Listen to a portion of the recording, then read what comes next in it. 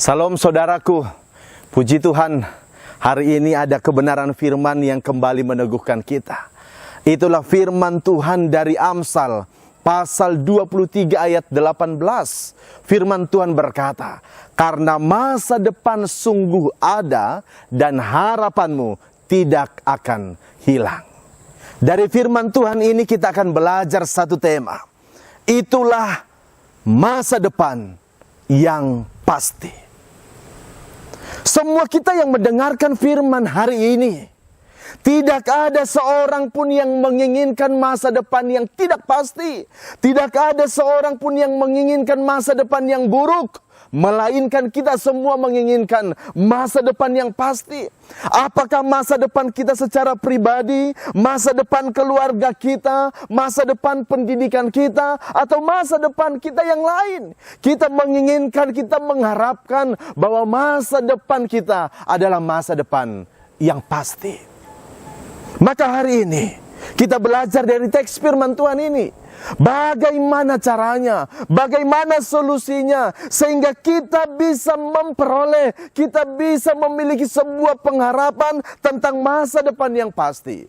Dari Amsal pasal 23 ayat 18 ini menegaskan, karena masa depan itu ada. Ini janji Tuhan. Ini artinya masa depan itu realita. Masa depan itu pasti. Masa depan itu tidak hanya sebatas hayalan, tapi masa depan itu adalah realita hidup. Pertanyaannya, bagaimana kita bisa memperoleh masa depan yang pasti? Firman Tuhan katakan, takut Tuhan. Maka ayat 17 sebelum ayat 18 ini menegaskan, takutlah akan Tuhan. Maka ini prinsip, ini dasar, ini pondasi. Bagaimana kita bisa memiliki sebuah masa depan yang pasti? Takut Tuhan. Kenapa dasarnya takut Tuhan?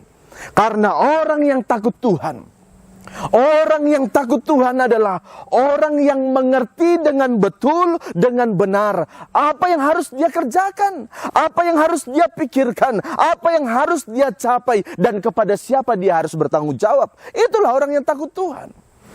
Kalau kita takut Tuhan, maka kita mengerti secara benar apa yang harus kita lakukan, apa yang harus kita pikirkan, apa yang harus kita putuskan.